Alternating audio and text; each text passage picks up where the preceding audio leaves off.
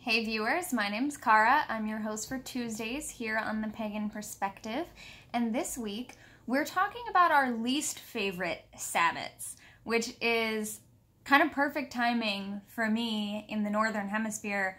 We're about to celebrate Samhain, which is one of my favorite Sabbats, so it's a nice change of pace to flip the script and talk about the ones that we might not like as much. So this week's topic comes from Robin, whose text, exactly what they wrote, will be in the description of this video, as always. But Robin said they would love to hear us talk about observing Sabbats that we don't really connect to or like. For example, this is their words, again, read below. For example, as someone who's ace and who very much prefers the darker / colder half of the wheel of the year to the lighter / hotter one, the fertility imagery and celebration of oncoming summer that make up Beltane are things with which I really struggle to connect. Are there holidays you tend to resist or just appreciate less? Do you celebrate anyway, or do you just skip them? If you skip them, do you struggle with that decision? And if you celebrate anyway, have you found any good ways to connect to a holiday, even one that isn't your favorite? This is a fantastic topic, Robin, thank you. So I will begin at the beginning. So firstly, for any of you watching who don't know what ace means, in this context, ace, A-C-E, is a shortened form of asexual. So that is a sexual identification, not necessarily the same as a romantic identification. So basically they are saying that sex and sexuality are not really a big part of their life and their world experience. So Sabbats and symbolism and mythology that really focuses on sex and literal fertility of like the god and the goddess coming together physically to create union is not something that they personally resonate with as a person who doesn't fully resonate with sexuality. So I'll begin there by saying I am not ace myself. I do identify as LGBTQ+, LGBTQRSTUVWXYZ, you know, or as a shortened form of that, for myself, I do identify as a queer witch. I know that that is not a word that everyone resonates with for various reasons. It means different things to different people, kind of thing. I identify as bisexual, pansexual, polysexual, anywhere kind of in there, so queer resonates with me. As such, I have talked about LGBT pagans and the overlap of LGBT-ness and sexualities and romantic identities with paganism before on my personal channel, years ago. They're so old videos now. But we've talked in the past, just among some of us. I have a lot of queer pagan friends and gay pagan friends and lesbian pagan friends, because again, that word doesn't work for everybody. And we've talked about this kind of thing before, where mythology and symbolism can be taken really literally, and it can also be taken as symbolism. So there are other areas that we can explore with that, if that's something that someone wants to do. Now, you might just want to throw it all out the window and not deal with it at all anyway, which is totally valid. It's your path. You can do what you want in that regard. If it's something that you'd like to explore symbolically, for example, I know a lot of post-menstrual women, so menopausal women who are no longer physically fertile, so they are past the time that their body could physically have a child, who also struggle with images and symbolism of fertility when people are only speaking about it literally as having sex and having a baby, right? And getting pregnant and having a baby. But that's not all there is that is under the category of fertility. I said that really poorly. I apologize. So I know some menopausal women, post-menopausal women, whatever the term is there, it's not me yet, who focus on other forms of fertility, such as, fertility of the earth, that plants are fertile, the ground is fertile and is able to grow crops and plants and flowers and things like that, but also our own creativity. Not just the physical ability to create offspring, but our fundamental creativity of being able to create art, which we talked about last week on Pagan Perspective. We've been talking about that kind of thing a lot lately. Or our ability to create a positive environment, to create a yummy and satisfying and nourishing meal, you know, whatever your personal magic is. I know a lot of people who focus on that aspect of fertility as what we are able to create, what we create with our bodies, what we kind of, from within ourselves, incubate in a way with our magic, and then what we give birth to, what we put out into the world, what we are able to take little seeds of inspiration and plant them in that fertile ground of the earth or our mind and body, whatever, and grow to a point that it is a beautiful flower and it is its own project, you know, the process of writing a book and then making it into a form that can then be published and given to people. Like, that is a birthing process in a symbolic way. So that's just one aspect that you could take it if you're really into symbolism and want to explore that. As far as celebration, like lighter versus hotter, okay, I can relate to that because I love summer. I was born in the summer. I love the warmer and lighter months because I am pretty much always cold. And like now I'm wearing a sweater and a hoodie and like freezing my butt off because it's October in Northeast Ohio. So I fully relate to liking a certain part of the year more and not enjoying another part of the year, because for me, I don't particularly really enjoy winter. I love autumn. I don't particularly really enjoy winter because I do not like being extremely cold, and I live in Northeast Ohio, and oftentimes travel is not only difficult sometimes depending on where you live and how much snow we get coming off the lakes up there, and the Great Lakes are north of us, Lake Erie and all of that, but it's also often dangerous to drive on the roads in places where I've lived. So I have a lot of anxiety around driving in the winter, so I really don't like to go very many places. Like, there's just a lot about it that I don't enjoy. So if we think of it in those terms, it's getting dark in here because it just got cloudy. Let me plug in the lamp real quick next to me. But in those terms, talking about a time of year that I don't like, I still do very much honor, we will say, or acknowledge the Sabbats that take place during that season here for me, because I do live in a place where we experience all 4 seasons. They just tend to be some really long and some really short, and, you know, they like to joke around here that construction is a season in this area. So, but yeah, I definitely do acknowledge those things. I was going to say celebrate, but that was going ahead into this point. So Robin said in their topic suggestion how, you know, fertility imagery and the celebration of oncoming summer that make up Beltane are things that they struggle with.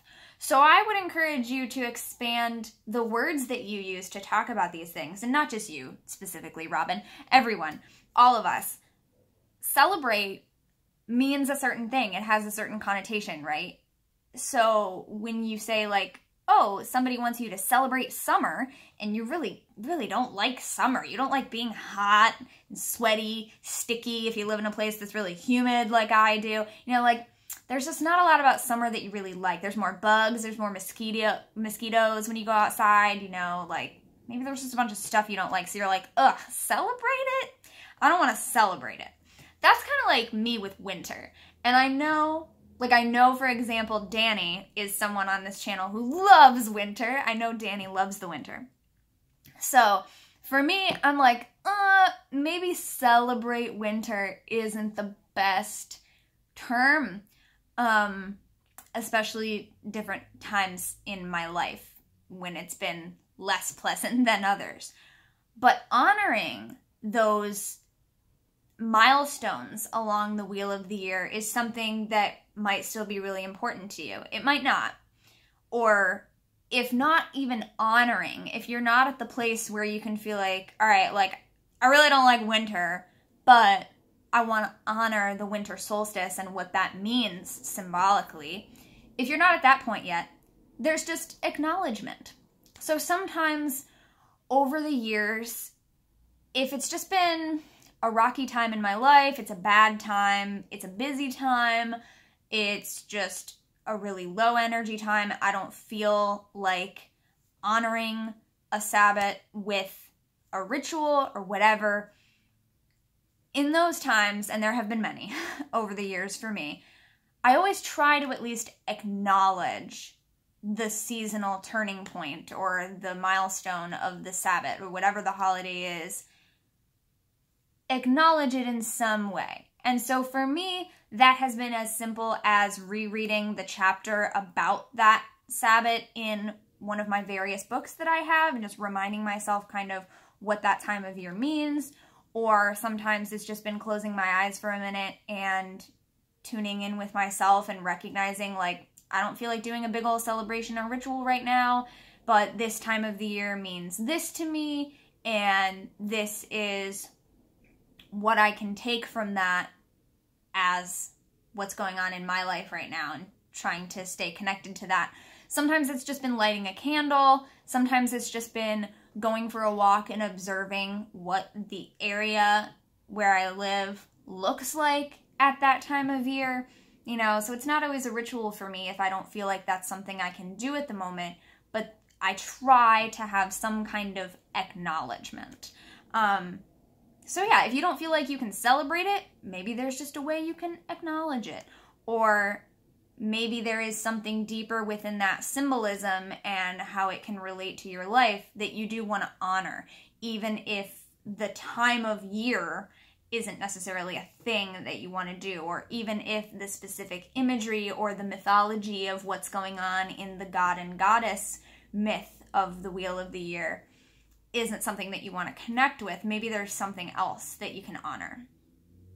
If there's not, I mean, there are a lot of pagans out there who don't acknowledge the wheel of the year, who don't follow it at all. So it's not a thing that every single pagan ever does or has to do. I think a lot of us, if we are Wiccan-based, or especially if we are Celtic path-based or Germanic path-based, tend to follow the wheel of the year, because those are really the paths that what we currently think of collectively as the wheel of the year, and the names and the meanings of those things, those are really the areas where that came from.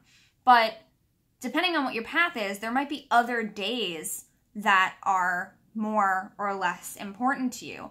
So there are other things throughout the year that maybe you do like and that you want to acknowledge as part of your spiritual path. So like for me, as an LGBT person, Pride Month in June is a thing that I really like to acknowledge and celebrate.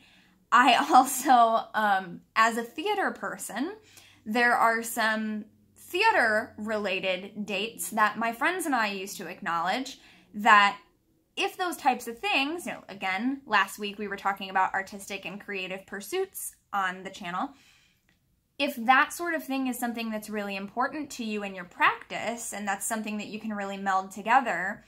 So for example, the birthdays of some of our favorite playwrights, my friends and I, we used to get together on those days and read a play by one of our favorite playwrights, like on that playwright's birthday, to acknowledge their work and honor how much we love their work and just have fun and hang out with each other, which a lot of the time is what a community celebration of a Sabbath is like getting together, acknowledging something that's important to the group, and celebrating and having a good time. So that's something that we used to do. And I know that other paths have maybe, for example, if there are specific deities that you really resonate with, that you follow, or that you worship, they might have festival days or feast days that are specific to that pantheon for that deity that they are traditionally honored on. So those might be additional days within your personal spiritual calendar that you want to acknowledge.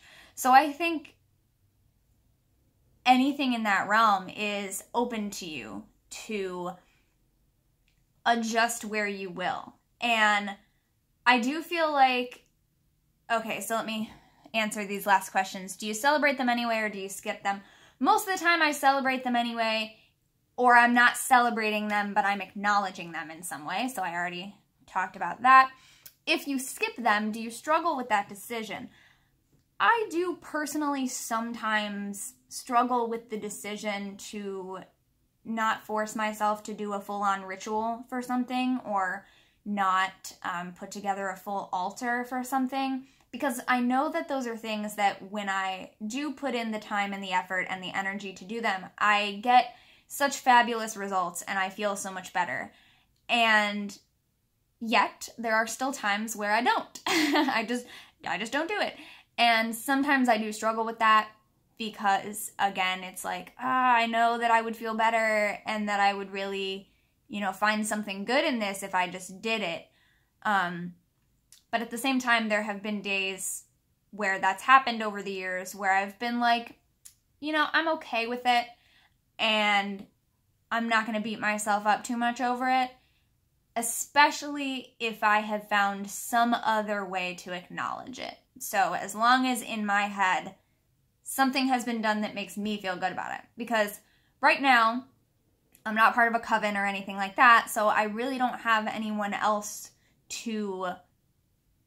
I'm not beholden to anyone else as far as my spiritual practice goes right now.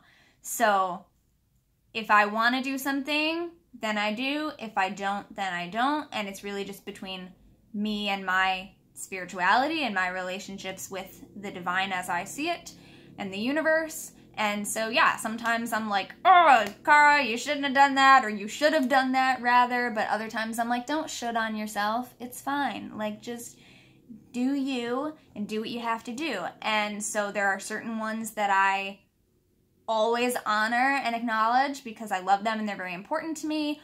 Or I don't necessarily love the time of year, but it is really important to me symbolically or whatever. And there are some other ones that I've always kind of just like acknowledged, without doing like a big, huge thing. There's always something. There's always something for me that I try to figure it out. If you skip them, do you struggle with that? If you celebrate anyway, have you found good ways to connect to a holiday, even if it's one that isn't your favorite? Yeah, so everything I just said answers that question. Good. So I think I've answered all of the questions. For me, I am heavily symbolism-based, symbolic-based. So I'm pretty good at finding symbolism in just about anything. And as an actor, again, I talked about this in last week's video too, I think that I do a pretty good job of finding that little kernel of truth within something that I can resonate with and connect to. Even if it seems like I'm not going to resonate with it on the surface, there's usually more to it than that, or there's different aspects to it that maybe people just don't talk about as much because it's not the low-hanging fruit, or it's not the thing that's readily available on the surface, something that you have to really dig a little bit deeper to find.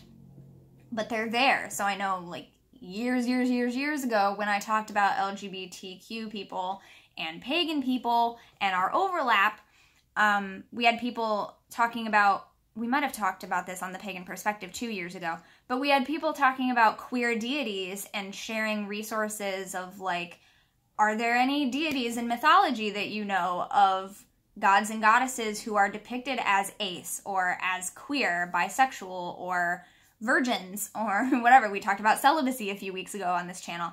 So yeah, I think there are stories out there, and I'm a big storyteller, again, theater, all of this, it's all connected to my path for me.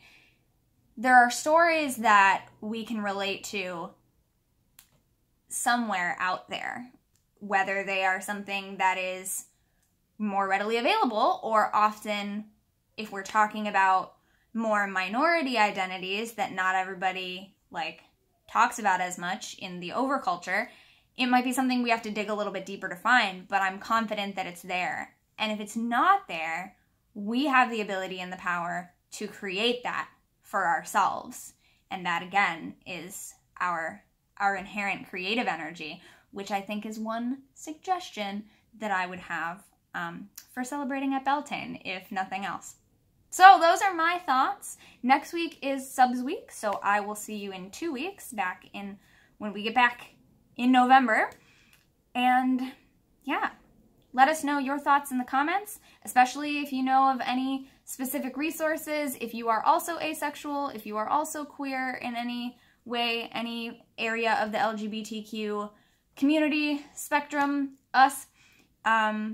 We are not alone, you are not alone, and there are always others like us. So leave thoughts in the comments, leave encouragements in the comments. Positivity and goodness is always appreciated, and I'll see you next time. Until then, don't forget to be awesome, because you are. Blessed be, and goodbye.